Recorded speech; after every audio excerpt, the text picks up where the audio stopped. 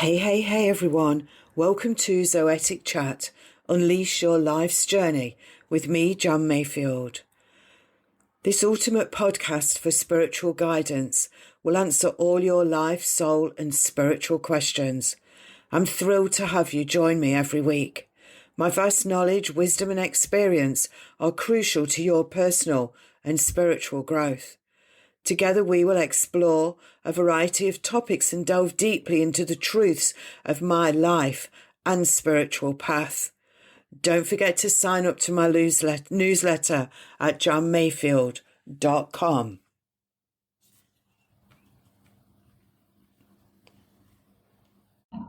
Hey everyone, welcome to another episode of Zoetic Chat. Unleash your life's journey with me, John Mayfield. And today we're diving into something that touches many of us. You know, whether you're aware of it or not, that deep, sometimes subtle, sometimes overwhelming nudge that something is ending in your life. You know, sometimes you can be in a relationship and you just think, not quite sure about this. You know you love the person, you know you want to be there, but there's something that's just telling you it's not quite right. That's the overwhelming nudge that I'm talking about. And this is a sacred pull as well, that something else, something truer is waiting for you in your life. So many people don't believe that. You know, they think that what they've got is what they should have, regardless of their feelings, and that they're never going to get anything better. Well, that pull, that tug that's being given to you is saying there's something better. It can be in relationships, it can be in work situations, all sorts of situations. So something truer is often waiting. So this is for you if you've ever felt like you're outgrowing something, a relationship, a place, or a version of you. It's for you if you've sensed an invisible shift but can't quite explain it. It's for you if you've recently let go or know you need to. Let's talk about soul contracts. Let's talk about letting go. And let's talk about the space that opens up when old releases and the new hasn't quite arrived.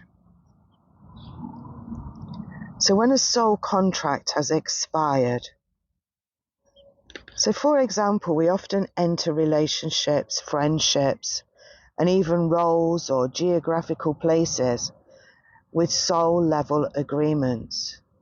These aren't always lifelong. Some are brief but intense, you know, the ones that really get everything pumping, but then they fade and end quite quickly. Others last for decades. When they've served their purpose, we can feel it. The energy no longer clicks. We feel drained instead of nourished, or we just know we're done.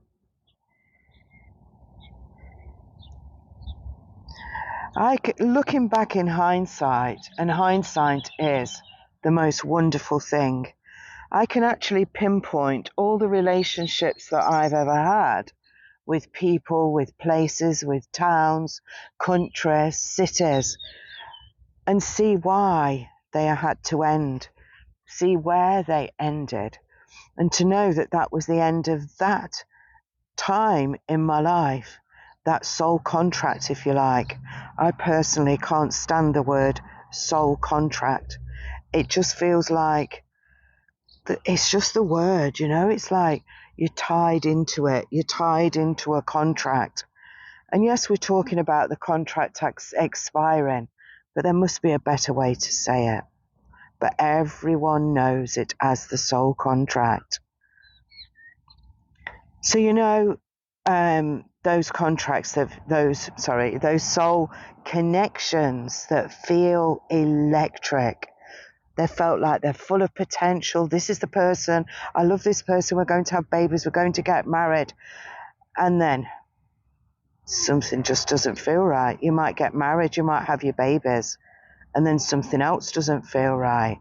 Doesn't matter at what stage, it doesn't feel right. The point is, when it doesn't, take action and know that you are being nudged or shifted. I'm recording outside and there's a helicopter. So you can be part of my garden with the helicopter going over.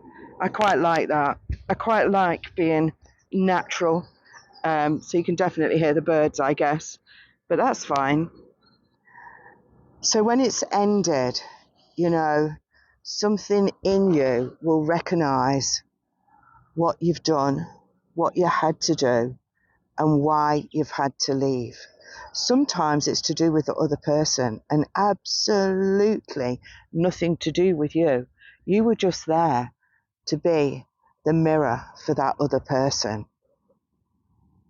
So when we've done what we came here to do in a particular space, the best thing to do is get out. The soul contract has completed, but even your heart feels tender. You feel that love. So there's two different things going on, There's the soul connection and there's the human. Your human wants to stay because you're with that person, you thought you'd have babies. It feels right, you know that you love them and you can't move on because you don't know what's going to happen after that. And then there's the soul. Hey, the soul knows. The soul has the blueprint for your life, for everything that's going on. And it's that soul part of you that's pulling you away. Not the human you. The human you will argue. But you have to be careful here that ego doesn't come in too much. But let go, release, and move away. It is a completion. It is part of your evolution. And it is actually part of your graduation.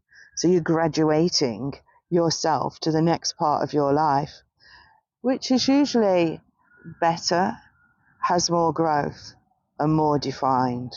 Sometimes it can be more difficult, but it's those difficulties that give you the skills that you need to move forward.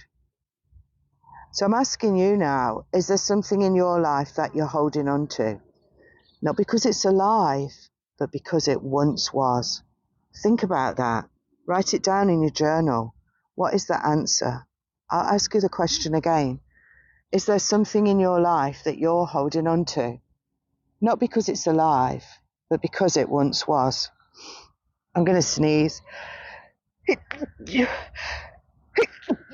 So not have we only got... Oh, sorry. Not only have we got helicopters, we've got hay fever sneezes. But we're keeping it real. So I want to talk a little bit about the art of letting go.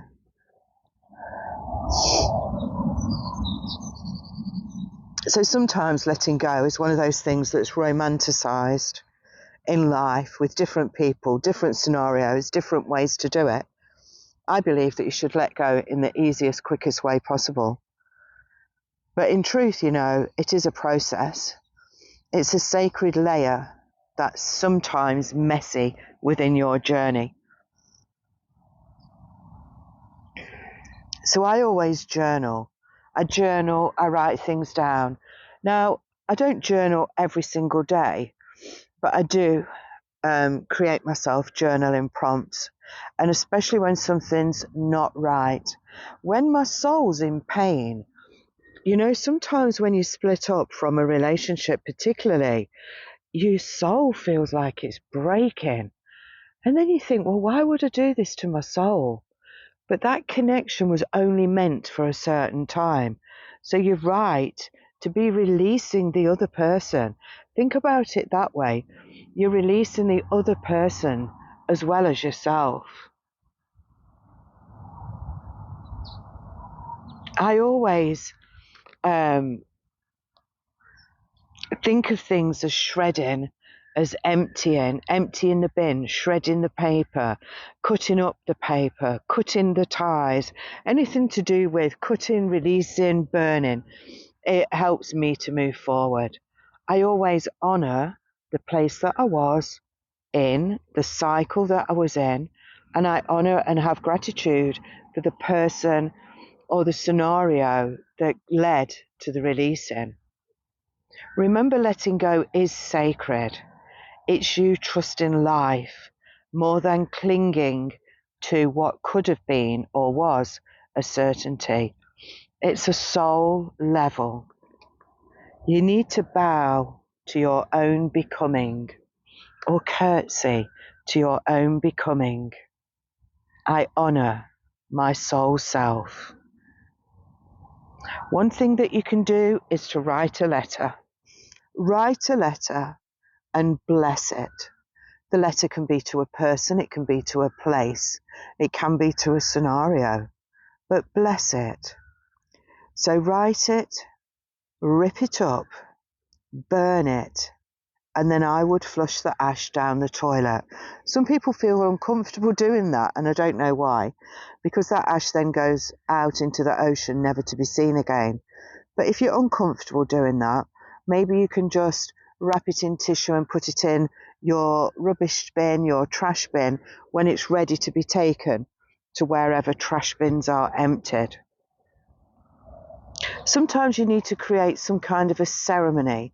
So the write it, rip it, burn it, flush it, to me is a ceremony, because it's like when someone passes, you have that same ritual. You obviously don't rip them up, but they are often burnt or buried, or the one or the other, and that is the end of.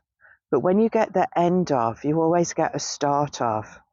So the end of something is the letting go, and then that becomes the start of something new. There's often a void as well, a void between. So the ending of something happens, but then you can sit down and it'll be like, well, what now? What next? Why am I here? What's brought me here? What do I need to do? Why have I met a person, a different person? Why am I lonely? Why am I releasing old friendships that no longer serve me? Exactly that. They no longer serve you. So the space after the space of letting go before the new arrives is what I call the plateau. And I will have talked about this before in my podcasts.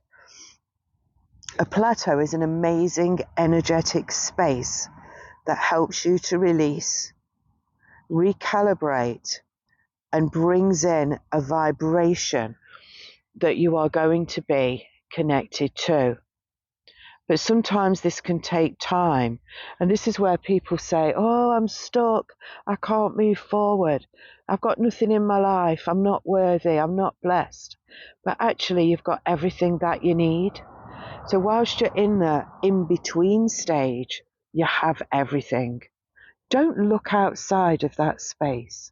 Stay in that space, because it is a time where you need to let go of other things that no longer serve you.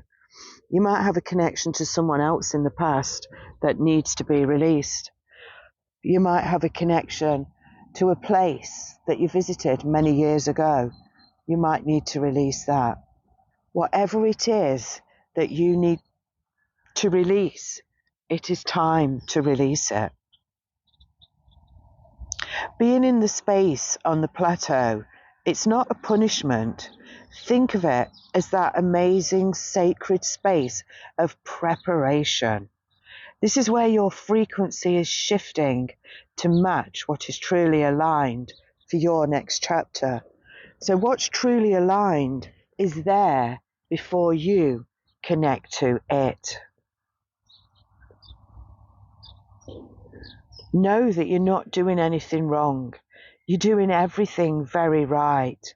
You're holding a steady space for yourself to walk, run, jump, sprint, canter, gallop into. It's amazing. If so many more people embraced the plateau of life, the sacred space of preparation, they'd feel so different. It's your time now to hold that space. And don't forget, your soul is always ahead of you. Sometimes you think you're waiting for the universe. What's the universe, God, angels, spirits, planets? What are they doing? Why aren't they helping me? What's going on? Why can't this happen? But actually, what's happening is the universe is waiting for you. The universe is waiting for you to catch up with your own soul truth. Your soul knows what's next, and it often makes a move before your conscious mind does. That's why things feel off before they make sense. Let me say that again. Things often feel off before they make sense. Sometimes you can get down to your last penny in the bank when you're on that plateau, that sacred space of preparation. But what you don't know is, in a few minutes, a few hours, a few days, you're going to get floods of abundance coming in. Just trust. Be in the trust. So remember, the universe is waiting for you to catch up with your own soul truth. And if you're in a place of releasing, that isn't going to happen until you've released. Remember, your soul moves in advance. The body and mind catch up later. And this is often through experiences, choices, and the nudges that we can't ignore. Sometimes, you get these synchronicities, coincidences, inner knowing, but it's after the time. So people wait and look for something of a confirmation, but you don't get that until you've actually been on your sacred space of preparation and moved out of that. Then you will get all the synchronicity to let you know that it's right.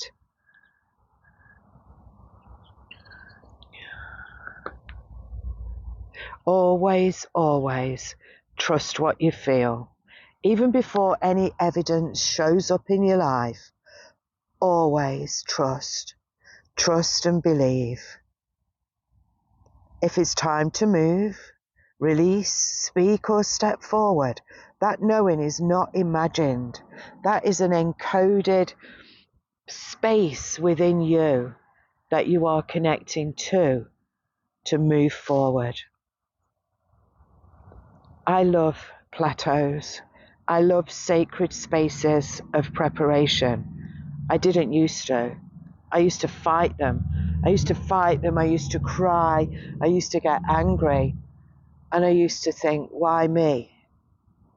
But 30-something years on, I say thank you. Thank you for giving me the time. Thank you for giving me the space, and I acknowledge it with open hands and heart. Open it.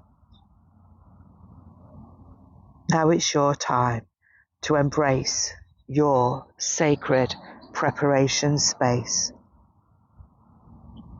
If this is on your path, I'd like you to invite you to gently close your eyes and place your hand on your heart and listen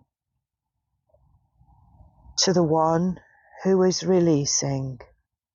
You're not breaking down, you're breaking open. To the one who is grieving what was, give thanks and step forward. You're not losing, you are realigning.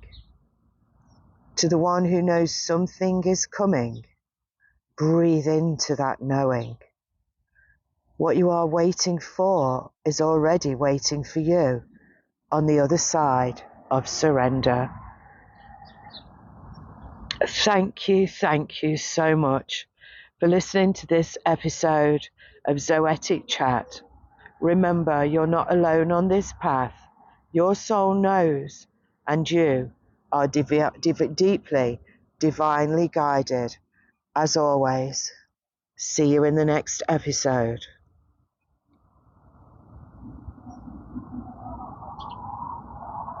Hey, thank you for tuning in today. Your support is much appreciated. Please consider leaving a review, sharing on social media, and telling your friends about my podcast. You can also join my newsletter at johnmayfield.com. Remember, take what resonates from Zoetic Chat and enrich your life with wisdom in all areas. And stay tuned for the next episode.